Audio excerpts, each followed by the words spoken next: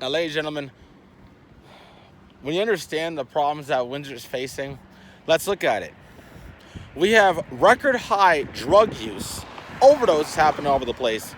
Drew Dilkens says that drugs destroy our community. After I blew up on social media talking about this subject, right? Drew Dilkens decides to say this.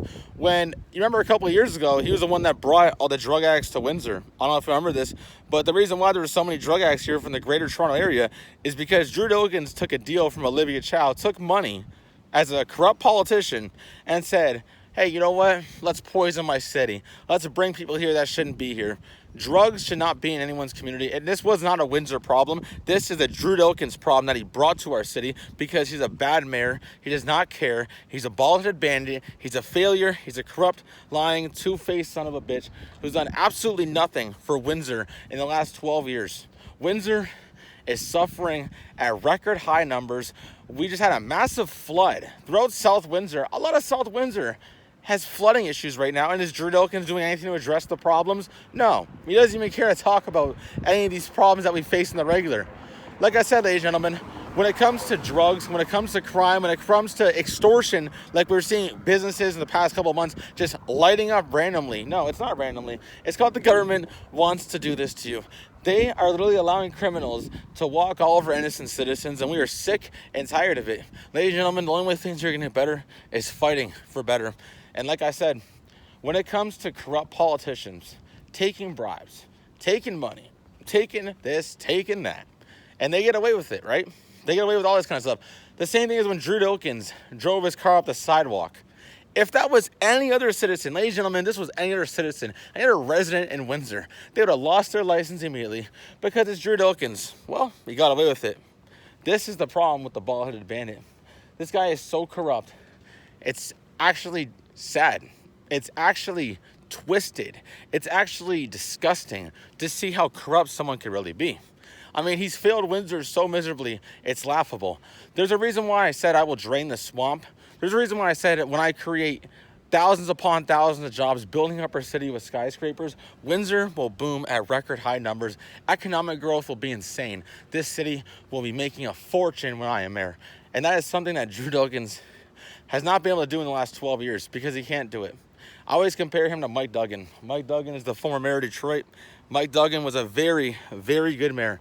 And like I said, ladies and gentlemen, Mary Sheffield, very good mayor. She gave me credit. She said, I'll win the election. Thank you very much to her.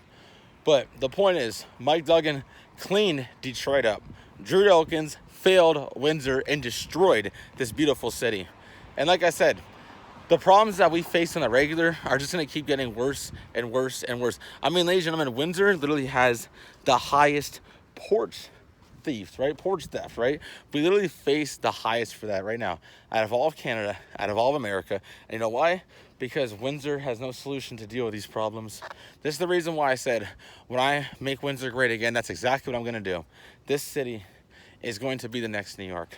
And ladies and gentlemen, when I am mayor of Windsor, we will see a difference. We want better, we will get better. My promise is make Windsor something nobody's seen before. And if you want to make the difference, you got to be the difference. It's that simple.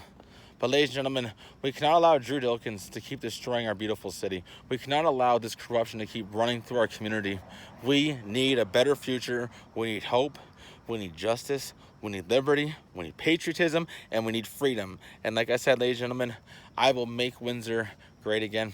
And Drew Dilkens, your time is coming. Your time is coming. You said absolutely nothing about Nancy Graywall. Nancy Graywall was murdered March 3rd, right?